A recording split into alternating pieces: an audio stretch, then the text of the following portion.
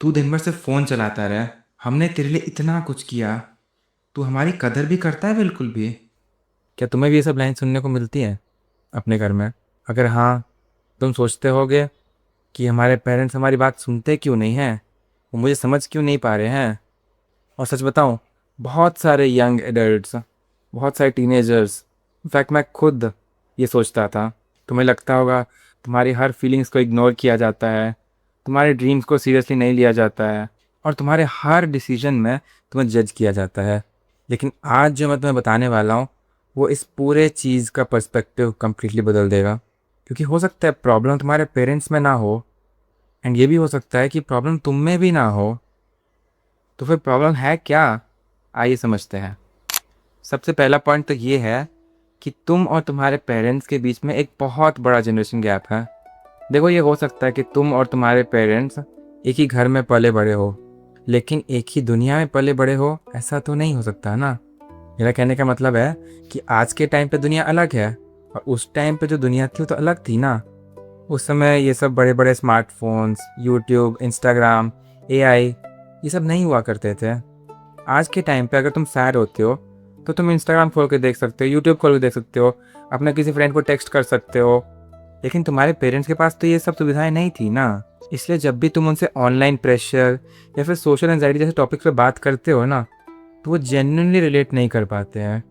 और generation gap तो सिर्फ एक ही प्रॉब्लम है, इसके आगे और भी बहुत सारी प्रॉब्लम है जिसके कारण तुम्हारे पेरेंट्स तुम्हें नहीं समझ पा रहे हैं।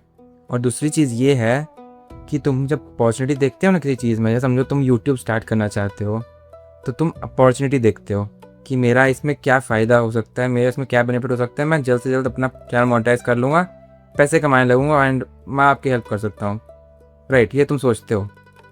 लेकिन तुम्हारे पेरेंट्स इधर डेंजर देखते हैं। जहाँ तुम अपॉर्चुनिटी देखते हो, उधर वो डेंजर देखते हैं। इस चीज़ में क्या रिस्क हो सकता है, आगे जाके तुम्हें इसमें करियर बना भी सकते हो, इसमें कुछ की नहीं बना सकते, ये उनका कंसर्न रहता है। अब इसको इस तरह से इमेजिन करो, तुम अपने आप को एक पेरेंट समझ के, ठीक है, समझो तुमने अपनी पूरी ज़िंदगी स्ट्रगल करके गुजारी है, एंड एकदम से तुम्हारा बेटा बेटी आकर तुम्हें बोले कि मुझे जॉब नहीं करनी है, मुझे कोई स्टार्टअप करना है, मुझे कंटेंट क्रिएटर बनना है। तो तुम क्या देखोगे? अपॉर्चुनिटी? नहीं, तुम रिस्क देखोगे उसमें। क्योंकि पेरेंट्स का जो ब्रेन होता है ना, वो नेचुरली प्रोटेक्शन मोड में रहता है। जहाँ तुम अपना फ्यूचर देख रहे होते हो ना, वहाँ वो फेलियर भी देख रहे होते हैं साथ ही साथ। और इसी वजह से कई बार जो कंसर्न होता है ना, वो कंट्रोल जैसा लगने लगता है। क्योंकि जब भी तुम अपने इमोशंस के बारे में एक्सप्रेस करने लगते हो ना उनके सामने, वो अपने एक्सपीरियंस से तुम्हें चीज़ें एक्सप्लेन करने लगते हैं। मतलब समझो तुमने उनसे बात करते वक्त अपना कोई एक इमोशन जाहिर किया उनके सामने कि मैं बहुत ही ज़्यादा स्ट्रेस्ड हूँ, मैं बहुत ही ज़्यादा एग्जॉस्टेड फील कर रहा हूँ, बहुत ही ओवरवेल्म फील कर रहा हूँ एकदम। तो पेरेंट्स क्या करते हैं ना, वो इसका एकदम से सोल्यूशन निकालने लगते हैं।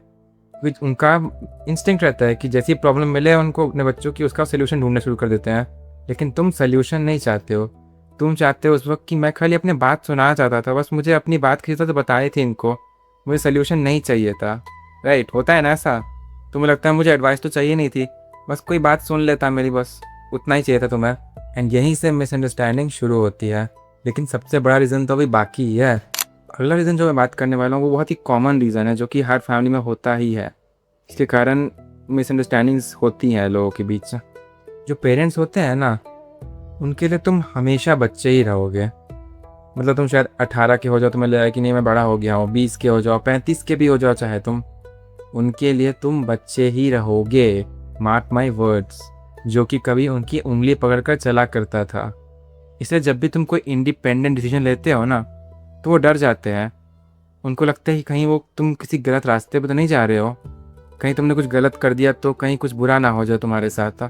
उनके दिमाग में तुम्हारी जो नई इमेज तुम बनाना चाह रहे हो, जो नया कदम तुम उठाना चाह रहे हो, उसकी इमेज अपडेट होने में टाइम लगता है उनको। और कभी कभी बात तो अंडरस्टैंडिंग की होती भी नहीं है। क्योंकि जो नेक्स्ट मैं बात बताने जा रहा हूँ वो थोड़ी पेनफुल हो सकती है तुम्हारे लिए। कई बार ना पेरेंट्स सुन रहे होते हैं, तुम भी सुन रहे होते हो, लेकिन तुम लोग एक दूसरे को सुन रहे होते हो रिप्लाई करने के लिए, समझने के लिए नहीं। और फिर एक सिंपल सी कॉन्वर्सेशन बन जाती है एक आर्ग्यूमेंट में। देखो, जो इंडियन पेरेंट्स होते हैं ना, वो इमोशंस एक्सप्रेस करने में बहुत ही ख़राब होते हैं, मतलब बहुत ज़्यादा। पेरेंट्स तुमसे बहुत प्यार करते हैं, लेकिन वो दिखा नहीं पाते। वो अपने प्यार को एक्शंस के फॉर्म में दिखाते हैं। जैसे पूछ लिया खाना खाया कि नहीं खाया, पैसे हैं बैंक अकाउंट में, पैसे हैं, घर कब आओगे। तो ये उनका तरीका है बोलने का आई लव यू, है ना। लेकिन ऑब्वियस ही बात है, जब तुम इमोशनल सपोर्ट ढूंढना चाहते हो एंड पेरेंट्स का लेक्चर सुन लेते हो तो एक अलग सा डिस्कनेक्शन सा फील होता है अपने पेरेंट्स से। I understand. अभी तक मैंने तुम्हें जितनी ही बातें बताई उसमें मैंने बताया कि पेरेंट्स तुम्हारे लिए ये करते हैं, वो करते हैं, सब करते हैं। उसमें मैंने बताया कि कैसे हम लोग नहीं समझ पाते उनको। लेकिन कभी कभी क्या होता है ना, पेरेंट्स भी गलत होते हैं। दिस इज़ पेरेंट्स के लिए बोल रहा हूँ, जो पेरेंट्स भी वीडियो देख रहे हैं मेरी, उनको समझने की ज़रूरत है कि आप भी कुछ कुछ जगहों पे गलत होते हो। जैसे कि अपने बच्चे को किसी दूसरे के बच्चे से कंपेयर करना, सबसे बड़ी गलती। शर्मा जी का लड़का, ये नाम तो लेजेंडरी हो चुका है ना, आजकल हर घर में चलता है। शर्मा जी का लड़का इतना अच्छा बोर्ड्स में लाया है, 98% लाया है, तुम्हारा तो 80% भी नहीं बने हैं। ये जो कंपैरिजन रहता है ना, ये बहुत केसेस में कॉन्फिडेंस के साथ साथ रिलेशनशिप को भी डिस्ट्रॉय कर देता है। जब आप बार बार किसी को कंपेयर करते हो ना, तो उसको लगता है कि उसकी जो वैल्यू है ना वही अचीवमेंट से जुड़ी हुई है, और धीरे धीरे धीरे धीरे कम्युनिकेशन कम होने लगता है, ट्रस्ट कम होने लगता है, और जो बच्चा होता है ना उन पेरेंट्स से बहुत ही दूर हो जाता है, एकदम डिस्टेंस मेंटेन करने लगता है। अपने ख़राब से ख़राब वक्त में भी उनको चीज़ें नहीं बता पाता है, सिर्फ इसलिए कि वो तुम्हारे पेरेंट्स हैं। ज़रूरी तो नहीं है कि उनसे गलतियाँ नहीं होती होंगी, सबसे गलतियाँ होती है। जो जो इंसान है ना, सब ने ज़िंदगी में गलतियाँ की है। उन्होंने तुम्हें इनडायरेक्टली या डायरेक्टली कभी हर्ट किया होगा, कभी वो भी अनफेयर होते होंगे, कभी कभी होगा वो कि वो तुम्हारे लिए इमोशनली अवेलेबल नहीं हो उस टाइम पे। तो ये एक्सेप्ट करना भी ज़रूरी है, लेकिन इसका ये मतलब नहीं है कि वो तुमसे प्यार नहीं करते हैं। अब ये सब चीज़ें मैं तुम्हें बता दी कि क्यों रीजंस हैं, कैसे रीजंस के कारण कॉन्फ्लिक्ट्स होते हैं बच्चों के बीच में पेरेंट्स के साथ साथ, है ना। लेकिन उनको ठीक कैसे किया जाए, कैसे हम बात करें पेरेंट्स से, कैसे समझाएं उनको, कैसे पेरेंट्स अपने बच्चों को समझें। तो बहुत सिंपल चीज़ है जो मैं बता रहा हूँ, उसको करो। सबसे पहले तो आर्ग्यूमेंट्स को कम करो और कॉन्वर्सेशंस ज़्यादा करो। आर्ग्यूमेंट्स मत डालो उनके बीच में, कन्वर्सेशन करो। अगर तुम्हें लगता है वो गलत बोल रहे हैं तो उनको आराम से एक्सप्लेन करो, उस चीज़ को अच्छे से एक्सप्लेन करो उनको।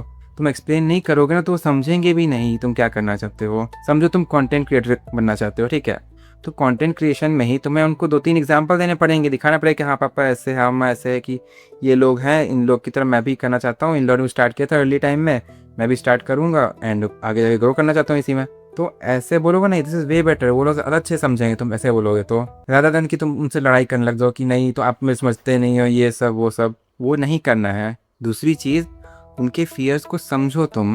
वो जो डर रहे होते हैं ना उनको तुम आश्वासन दिलाओ, पेशेंस डॉक्टर के बोलो, उनको बोलो, अच्छे से एक्सप्लेन करो कि पापा माँ मुझे 1 साल का टाइम दो, मैं आपको कुछ ना कुछ करके दिखाऊंगा, आप उस पर विश्वास रखो, मैं आपको पक्का कुछ ना कुछ करके दिखाऊंगा, आप मुझ पर ट्रस्ट करो बस। तुम ऐसी लाइनें उनको बोलोगे ना तो उनको थोड़ा सा तुम पे विश्वास बनेगा कि हाँ ये कुछ करना चाहता है तो इसको टाइम देना चाहिए। इससे कम्युनिकेशन भी अच्छी होगी तुम लोग के बीच में, आर्ग्यूमेंट्स भी नहीं होंगे एंड तुम्हारे रिलेशंस बहुत ही अच्छे रहेंगे। तो अगली बार जब भी तुम्हें लगे ना कि तुम्हारे पेरेंट्स तुम्हें नहीं समझ रहे हैं, तुम्हारी बात नहीं सुन पा रहे ध्यान से, तो समझ जाना कि वो उस दुनिया को समझने की कोशिश कर रहे हैं जिसमें कि वो कभी रहे ही नहीं हैं। और शायद तुम भी उस इंसान को समझाने की कोशिश कर रहे हो जिसने कि पूरी ज़िंदगी तुम्हारी फिक्र करने में ही बिता दी है। एंड यार दैट्स फॉर द वीडियो। अगर आपको वीडियो पसंद आई होगी तो वीडियो को लाइक कर देना, चैनल पर नया सब्सक्राइब भी कर लेना। मैं ऐसी अमेजिंग वीडियोज़ आपके लाते रहूँगा, आपको मोटिवेट करते रहूँगा ऐसी चीज़ों के ऊपर एंड ऐसी साइकोलॉजिकल फैक्ट्स के ऊपर वीडियो बनाते रहूँगा, ठीक है। मिलते हैं next time, take care, good bye.